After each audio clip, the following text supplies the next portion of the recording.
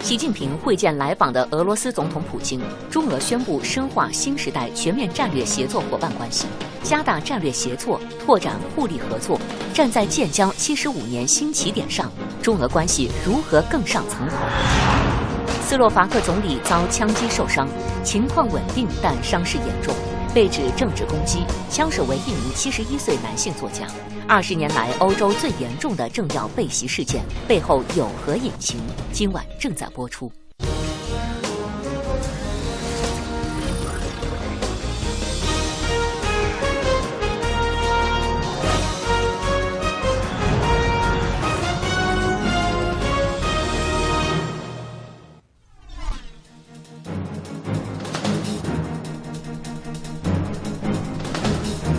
全球热点事件独家深入解读，就在今晚。各位好，我是何洁，我是尹凡，欢迎收看。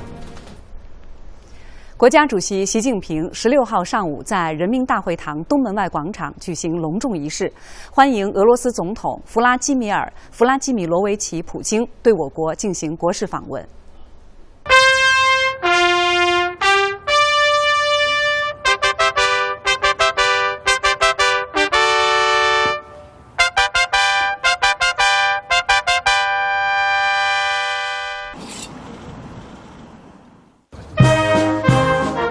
普京在习近平陪同下检阅中国人民解放军仪仗队。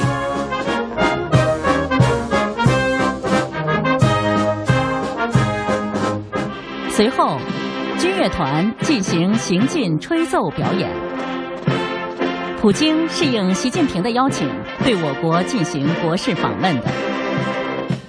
欢迎仪式后，习近平主席同普京总统举行会谈。两国元首首先举行小范围会谈，习近平对普京开启新一届总统任期表示衷心祝贺，对他再次来华进行国事访问表示热烈欢迎。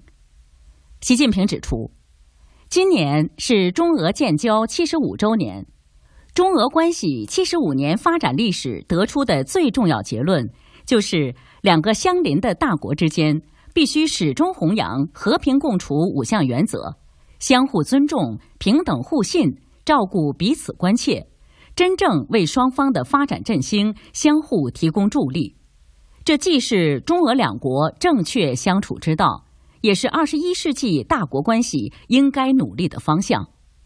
中俄关系有着深厚的历史积淀和坚实的民意基础，双方要密切战略协作和互利合作，坚定地走自己的发展道路，坚定维护国际公平正义。普京表示，发展俄中关系不是权宜之计，不针对第三方，有利于国际战略稳定。俄方愿同中方持续扩大双边合作，密切在联合国、金砖国家、上海合作组织等框架内沟通协作，推动建立更加公正合理的国际秩序。两国元首随后主持大范围会谈，两国元首听取了两国政府间各合作委员会双方主席汇报投资、能源、经贸、东北远东、人文、国际等领域合作情况，对取得的进展表示满意，对未来合作建议表示肯定。习近平指出，中俄两国同为联合国常任理事国和主要新兴市场国家，双方加大战略协作，拓展互利合作，顺应世界多极化和经济全球化的历史大势，是两国共同的战略选择。双方应该以建交75周年为新起点，进一步加强发展战略对接，持续丰富双边合作内涵，更好造福两国和两国人民，为世界繁荣稳定贡献更多正能量。双方要进一步优化两国合作结构，巩固经贸等传统领域合作良好势头，打造更多人文交流亮点。普京表示，俄方愿同中方落实好2030年前俄中经济合作规划，办好今明年俄中文化年活动，加强欧亚经济联盟同共建“一带一路”倡议对接。俄方赞赏中方在重大国际地区事务中秉持客观公正立场，愿同中方继续密切战略协作，坚定相互支持。会谈后，两国元首共同签署并发表《中华人民共和国和俄罗斯联邦在两国建交75周年之际关于深化新时代全面战略协作伙伴关系的联合声明》，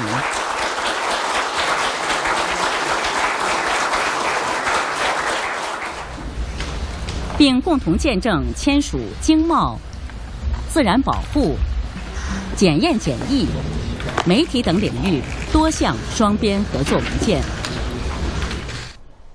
5月16号，国家主席习近平在北京人民大会堂同俄罗斯总统普京会谈后，共同会见记者。习近平强调，今年是中俄建交75周年，在3/4个世纪的历程中，中俄关系历经风雨，历久弥坚，已经成为新型国际关系和相邻大国关系的典范。中俄关系之所以能够取得这些显著成就，得益于双方始终做到5个坚持：一是坚持以相互尊重为根本，始终在核心利益问题上相互支持；二是坚持以合作共赢为动力，构建中俄互惠互利新格局；三是坚持以世代友好为基础，共同传递中俄友谊的火炬；四是坚持以战略协作为支撑，引领全球治理正确方向；五是坚持以公平正义为宗旨，致力于推动热点问题政治解决。习近平指出，站在新的历史起点上，中俄双方将始终坚守初心，协力担当，为两国人民带来更多福祉，为世界安全稳定做出应有贡献。普京表示，我此次连任后将中国作为首访国家，再次表明俄中关系的特殊性和高水平。俄罗斯将中国作为长期可靠的合作伙伴，愿同中方持续拓展政治、经济、文化、教育、安全等领域合作，愿继续加强在金砖国家、上海合作组织等框架内合作，以及重大国际地区问题上的沟通，促进地区和世界和平发展。5月16号下午，国家主席习近平和俄罗斯总统普京在北京国家大剧院共同出席中俄文化年开幕式暨庆祝中俄建交75周年专场音乐会，并致辞。习近平指出，去年我和普京总统商定2024至2025年举办中俄文化年，今天双方正式启动这一文化盛事，双方将举办一系列丰富多彩的文化交流项目，进一步释放两国文化合作潜力，共同开创中俄文化交流的新未来。相信这将为中俄友好的世代传承，为两国人民的相知相亲注入新动力。普京致辞表示，在俄中庆祝建交75周年之际举办俄中文化年活动具有重要象征意义，俄方愿同中方深化人文交流，增进彼此了解，推动两国合作不断提质升级。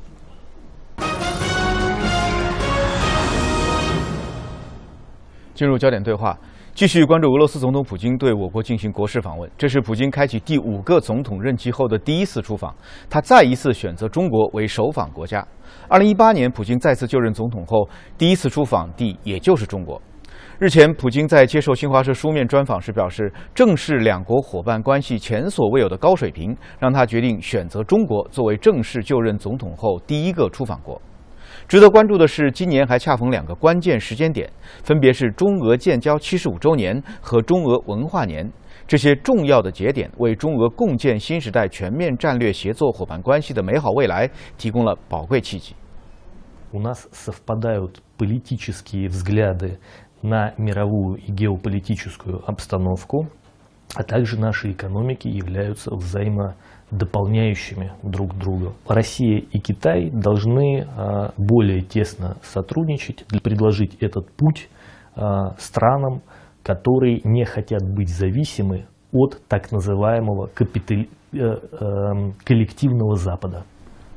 普京新任期首访中国，紧凑的行程和阵容豪华的随行团队堪称亮点。据克里姆林宫介绍，普京2天的访华行程涉及2地。在结束对北京的访问后，他将前往哈尔滨出席第8届中俄博览会和第4届中俄地方合作论坛开幕式。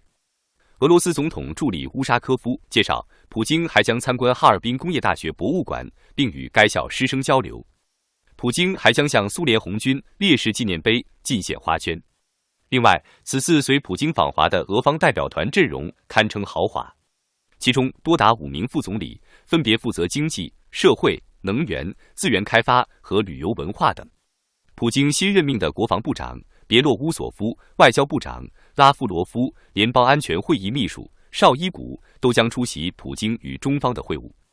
一个大型贸易代表团也随同来访，成员包括俄财政部长、央行行长、储蓄银行首席执行官、外贸银行行长、俄石油公司总裁等。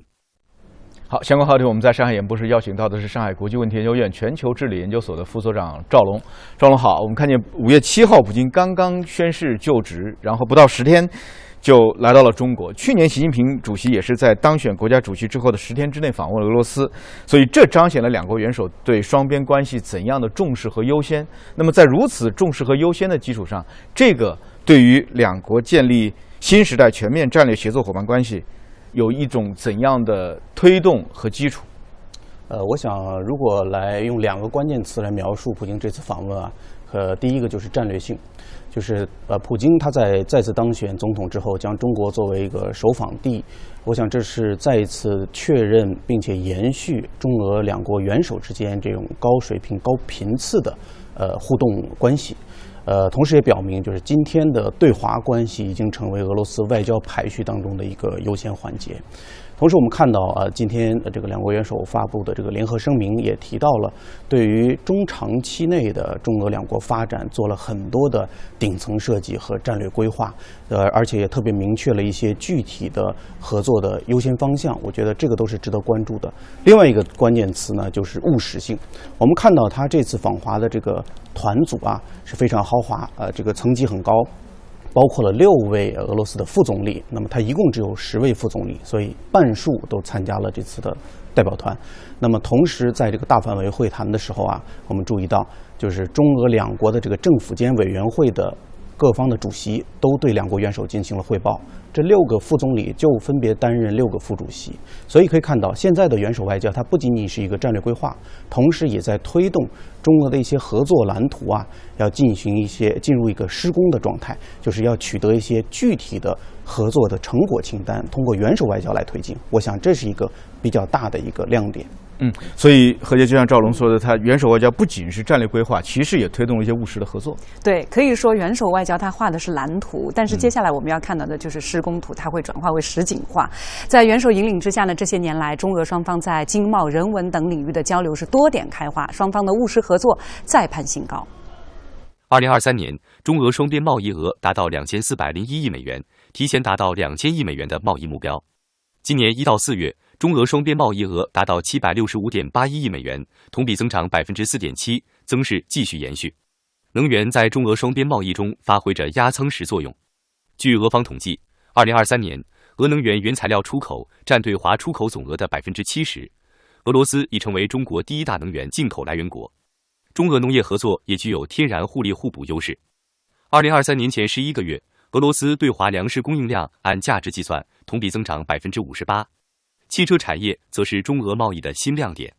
海关总署数据显示，2023年，俄罗斯成为中国第1大汽车出口目的地，中国对俄出口汽车贸易额达116.55亿美元。趁着中俄文化年这股东风，中俄2国民心相通也进一步深化。在中俄文化年框架内，双方计划在中国51个城市和俄罗斯38个城市举办230多场各类文化艺术活动。中俄旅游合作也呈现迅速回暖态势。自去年9月恢复中俄互免签证团体旅游业务以来，与俄罗斯布拉戈维申斯克隔江相望的中国边陲重镇黑河再度热闹了起来。乘上轮船，仅仅7分钟就可以横渡界江。数据显示，今年的5一假期期间，通过黑河水运口岸的出入境旅客同比增长264%。очень интересно по набережной погулять, посмотреть. Ну и такой момент, что просто 1-2 дня съездить. Мы приехали на 3 дня。去年全年，俄罗斯赴华旅游近100万人次，中国赴俄游客数约48万人次，在俄入境游所有国家中名列首位。中俄贸易合作和人文交流的快速发展，也让俄罗斯的汉语热持续升温。截至去年4月，俄罗斯学习中文的大学生超过2.2万人，中小学生超过9.1万人。Минимум то, что у нас сильная коммуникация между Россией и Китаем, и в будущем для развития бизнеса между нашими двумя странами. Вот. Я как раз таки запланировал изучать китайский язык. Это главная причина. 同为联合国的安理会常任理事国，中俄不仅对世界格局和秩序发挥着重要作用，也对欧亚和亚太地区的安全稳定负有重要的责任。今年恰逢中俄分别接任上合组织和金砖国家轮值主席国，中俄如何就重大国际和地区热点问题开展沟通协调，同样受到外界的关注。在同普京共同会见记者的时候，习近平指出，中俄双方将相互支持彼此主席国工作，构建更加全面、紧密、务实、包容的高质量伙伴关系，团结壮大全球南方。习近平还用2个一致认为总结了中俄在地区热点问题上的共识。两国元首一致认为，解决巴以冲突问题迫在眉睫，要切实执行联合国决议。一致认为，政治解决乌克兰危机是正确方向。普京表示，愿继续同中方加强在重大国际地区问题上的沟通，促进地区和世界和平发展。好，我们继续来和严博士的张龙所长来对话。在普京访华期间呢，一个两国之间规模最大、层次也最高的中俄博览会是在哈尔滨举行啊。那我也向大家来介绍一下这个展会这些年的成绩。它已经举办了10年，中俄双方一共有超过105万客商参加。那么到现在为止呢，累计签约将近4500亿元的人民币。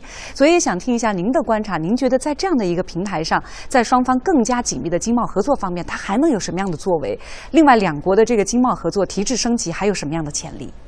我认为中俄两国的这个经贸合作，实际上现在进入了一种从量变到质变这样的一种转型的过程。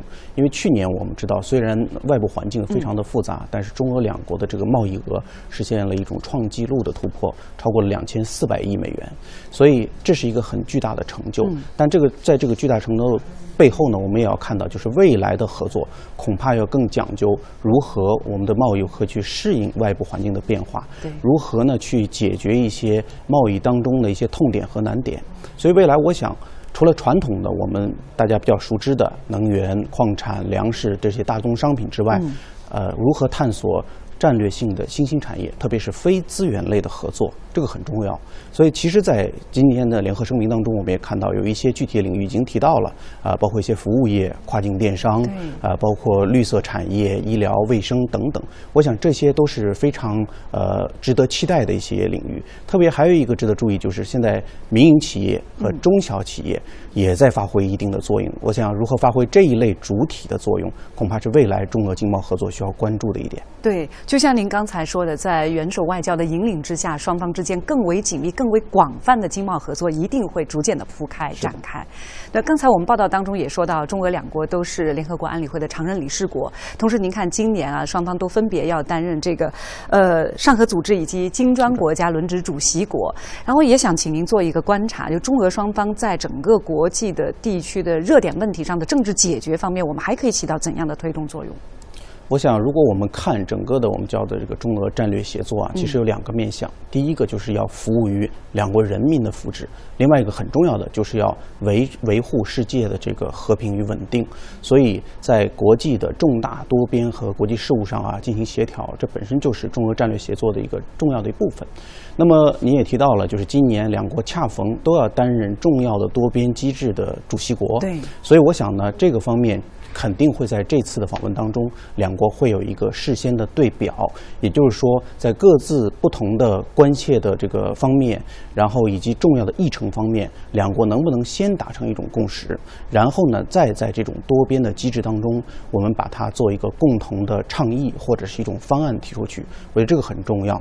同时呢，中俄两国在联合声明中也提到了，就是我们现在对于平等有序的世界多极化这个有高度的共识，所以我们如何为未来就是在做到，比如说我们两国的利益做一个平衡，我们同时跟国际社会整体利益以及我们的能力和国际期待之间，实现一种平衡的状态下，在这种多边机制当中提出更多的中俄共同的方案或者是中俄的声音。我想这个恰恰就是我们未来所谓中俄去彰显我们战略协作的一个世界意义的一个重要的环节。对，你看习主席特别说到的两个一致认为，这也是向外界非常清楚地传递出了中俄两个国家在世界和平这个重要的议题上，在地区热点问题上，我们对和平的追求一致推动的努力。好，也再次感谢您来做客。这里正在直播的是今晚，稍后您会看到斯洛伐克总理遭枪击受伤，情况稳定，但是伤势严重，被指是政治攻击，枪手是一名71岁的男性作家。20年来，欧洲最严重的政要被袭事件背后有什么隐情？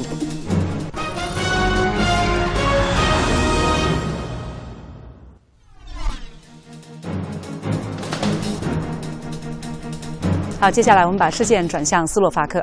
当地时间昨天，斯洛伐克总理菲佐在该国特伦钦地区召开一次政府会议后遭到枪击。斯洛伐克副总理兼国防部长卡利尼亚克今天透露，菲佐的情况趋于稳定，但是依然非常严重。事发地距离斯洛伐克首都布拉迪斯拉发东北约150公里处。目击者称，袭击者连开5枪，菲佐的腹部、关节都被射中。菲佐随后被直升机送往医院接受手术。院方今天表示，手术持续了约5个小时，进展顺利，但菲佐仍有生命危险。由于身受多处枪伤，未来可能会影响到康复。枪手随即被当场逮捕。根据捷克媒体报道，枪手名叫辛图拉，71岁，是一名作家。事发时，辛图拉先是对菲佐大喊大叫，吸引菲佐走近，双方要握手时，辛图拉拔枪射击。报道称，辛图拉曾在一家私人安保公司工作，这一经历或让他获得了合法持枪资格。事发后，斯洛伐克总统恰普托娃强烈谴责此次袭击。即将在6月上任的新当选总统佩莱格里尼也提前结束国外行程，返回国内。今天，恰普托娃与佩莱格里尼在总统府就菲佐遇袭后的社会局势发表联合声明。恰普托娃表示，菲佐被刺事件是个人行为。佩莱格里尼则呼吁所有政党暂时终止或减少欧洲议会的竞选活动，直到局势平静。斯洛伐克是一个人口只有500多万的欧洲国家，菲佐则是该国历史上任职时间最长的总理，因此他的遇袭格外受到舆论的关注。出身于普通家庭的菲佐现年59岁。1999年，菲佐创建了斯洛伐克方向党。2006年，该党在选举中获胜。菲佐首次出任斯洛伐克总理。2012年、2016年，菲佐又先后2次出任总理。但在2018年，由于一名正在调查政府腐败问题的记者及其未婚妻被暗杀，执政联盟声誉遭到严重打击，菲佐被迫辞职。此后的5年间，斯洛伐克先后更换了5任总理，国内政治陷入动荡，经济社会形势又因疫情和乌克兰危机急转而下。去年9月，菲佐卷土重来，他也被视为是带领斯洛伐克走出困境的更稳定的选项。目前还无法确认枪手袭击菲佐的动机。不过，斯洛伐克副总理表示，刺杀明显出于政治动机。O tom, že to bol atentát s politickým pozadím, nie je pochyb, a vy to veľmi dobre viete. A ja sa s tým neviem vnútorne vysporiadať. 菲佐遇袭当天，国际社会发声，对这起事件表示了强烈的谴责。在今天举行的中国外交部例行的记者会上，发言人汪文斌表示，中方对斯洛伐克总理菲佐遇袭深感震惊，向菲佐总理及其家属表示诚挚慰问。中方强烈谴责这一暴力袭击事件。欧盟外交与安全政策高级代表博雷利表示，欧洲再次见证了对政界代表的袭击，这是不可接受的。联合国秘书长古特雷斯、北约秘书长斯托尔滕贝格、欧盟委员会主席冯德莱恩、法国总统马克龙、英国首相苏纳克等等，都纷纷表达了对枪击行为的震惊和对枪手的谴责。相关话题呢，我们现在马上来连线上海国际问题研究院的研究员、上海欧洲学会顾问叶江。叶先生您好啊，在这个枪击事件发生之后啊，斯洛伐克总统以及后任总统都发出呼吁，说让各党派呢暂停或者是减少欧洲议会的竞选活动。为什么他们要发出这个呼吁？您认为两者之间有可能会相关吗？那肯定是有一定关系的。而且现在大家也知道，正好斯洛伐克正面临着这个总统，就两任总统现任总统和后任总统在6月份的这个交接，而这两任总统呢又是两个不同的党派，而且在政治上他们本身有不同的意见，但是就这一次的枪杀事件以后，他们又共同的站在一起。为什么呢？就是如果说不很好的处理好这件事件的话，那么对整个斯洛伐克的政治社会都会造成很大的负面影响。尤其很关键的是，现在目前正在欧洲议会的选举，那么如果大量的人力还扑到这样选举当中去，就使得整个的斯洛伐克会更加的分裂，更加的极化，政治上的、社会上的都会这样。因此尽管这两任总统，也就是后任的和现任的总统，他们分属不同的党派，也有不同的这个政见，但是呢，他们两者之间呢，还是希望要携起手来，要共同的维护整个斯洛伐克的稳定。实际上，在很大程度上维护斯洛伐克的稳定呢，对维护整个欧洲的稳定也是很有利的。所以从这一点上来说，他们希望不要因为现在的这桩事件又和后面的这个竞选两个如果交叉在一起的话，可能会对整个斯洛伐克的社会不利。所以他们共同就提出希望在这个时间段大家克制一下。好，谢谢叶江先生接受我们的采访，提供您的观点，谢谢。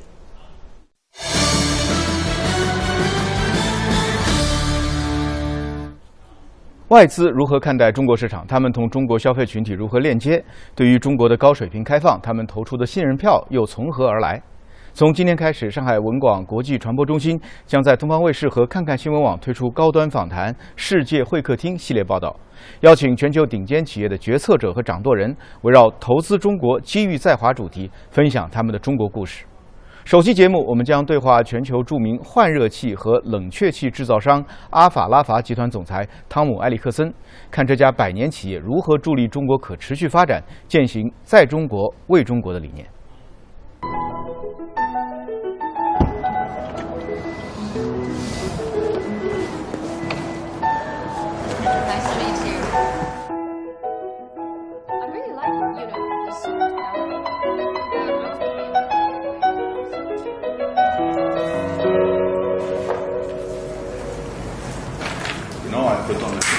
For you today. It's not very often.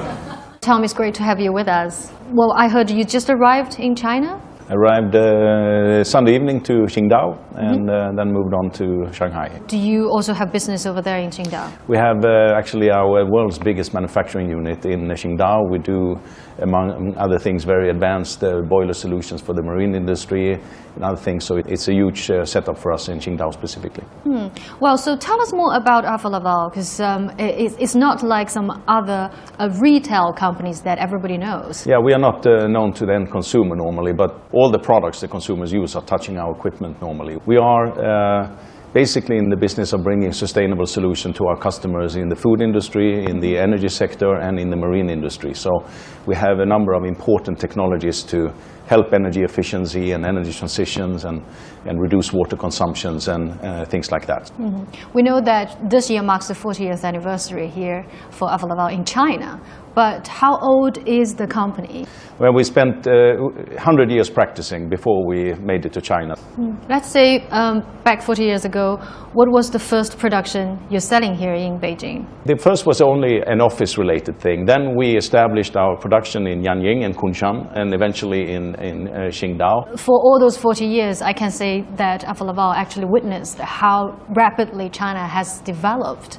So what impressed you the most in the industry, and how do you, keep up with the rapid development of a country like China? Today, China accounts for approximately 20% of our turnover and 20% of our employees and 20% of our sourcing. The technology development here is extremely rapid, and the determination of China when it comes to the energy transition and other parts of the sustainability agenda is very fast-paced. So I think today we are much more both contributing but also learning and taking part in the development of new solutions. So it's going to be a very, very different type of activity for us the next 20 years than in the past. Now that we're actually sitting here in Lujiazui, Shanghai Tower is not far away. I know that Alfa Laval is also a provider and a service provider and also equipment supplier for Shanghai Tower.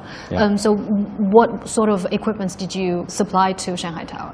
Our heat transfer solutions are the ones that are used in the major towers of the world, actually. We make sure that cooling and heating of the buildings are optimized from an energy consumption point of view. And if you look at even China's long-term plan for carbon reduction, a significant part of that is based on energy efficiency. And so we need to improve of the existing systems a lot in order to get there. Mm-hmm. And also for shipping industry, Magic Dora City, that's become a very popular word now because it had its maiden voyage commercially. What sort of service did you give to that particular ship?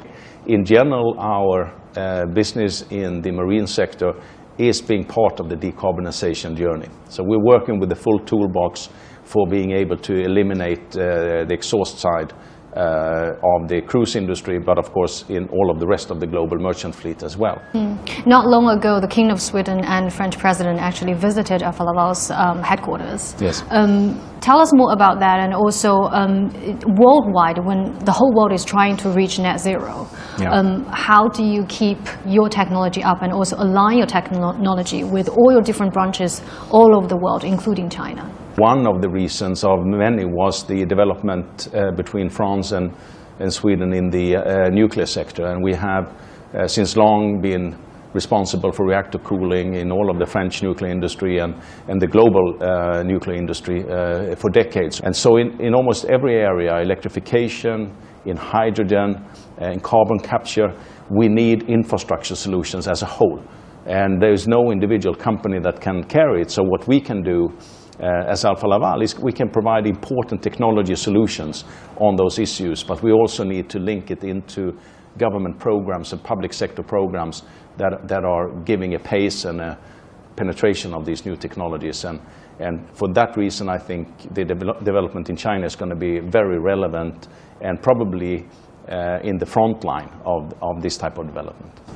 The company actually attended COP28. Yeah. So what sort of information did you get from that meeting? Apart from a lot of side discussions, the most important part in engaging in part of this for us is to read the pace of this change. A couple of years ago, we thought hydrogen would go big quickly. Today, we think hydrogen will grow big slowly. And that affects a lot our investments decision and business decisions along the way. So I think that's one side of it. I think the other side is that we cannot, as a business community, let the politicians stand alone.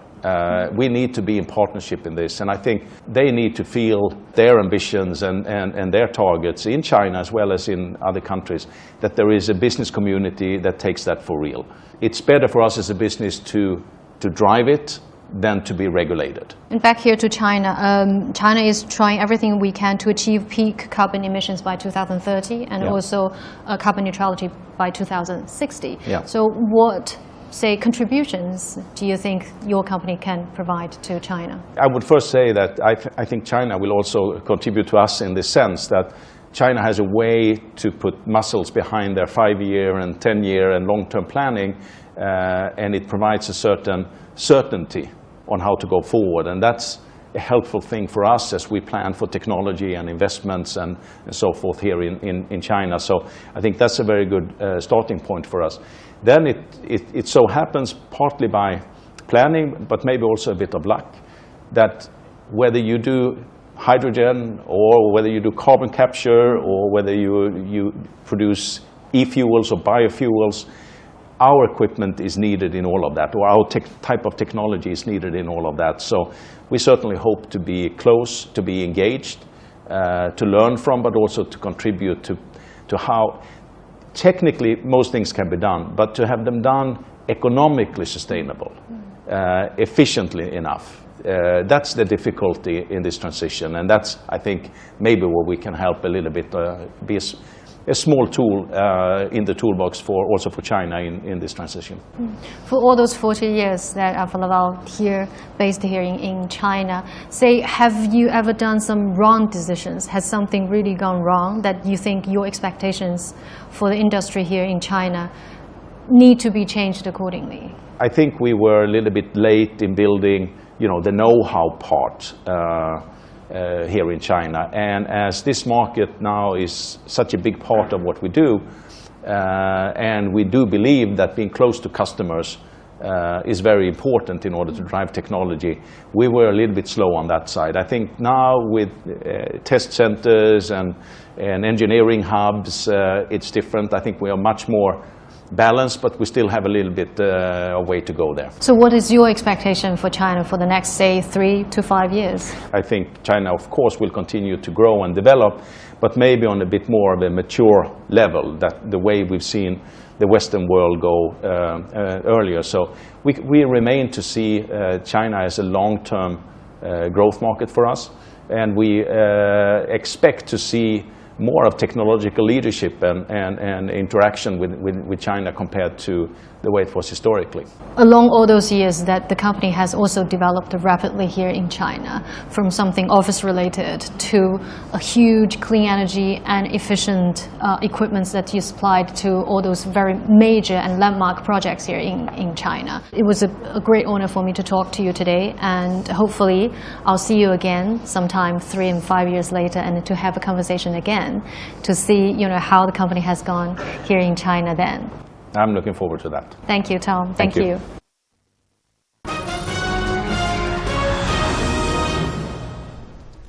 好，接下来我们再来关注一组重要资讯。今天，菲律宾民间组织了多艘船只在我黄岩岛以东60海里左右非法聚集，开展与正常渔业生产作业无关的活动。中国海警加强现场监视取证。中国海警公布的照片显示，菲方船只互相摆拍，展示所谓“这是我们的”旗帜，炮制所谓宣示主权活动。菲方还在现场进行渔船物资补给、下网捕鱼作业等方式作秀。非公务船则为其伴航，并且充当所谓的保镖。中国海警依法对菲方非法聚集船只进行了现场管制。巴以冲突持续发酵，以色列政府的内部分歧也在越发的显现。以色列防长加兰特昨天就说，他反对以色列在战后控制加沙地带，无论是进行民事控制还是建立军事统治，要求以色列总理内塔尼亚胡立即推出加沙战后安排计划。内塔尼亚胡的回应则是说只要哈马斯依然存在，就不会有任何一方管理加沙地带。组建一个控制加沙地带机构的首要条件是消灭哈马斯。内塔尼亚胡当天还表示，以色列拒绝接受联合国大会日前通过的关于巴勒斯坦入联问题的决议，称其不构成今后巴以双方谈判的基础。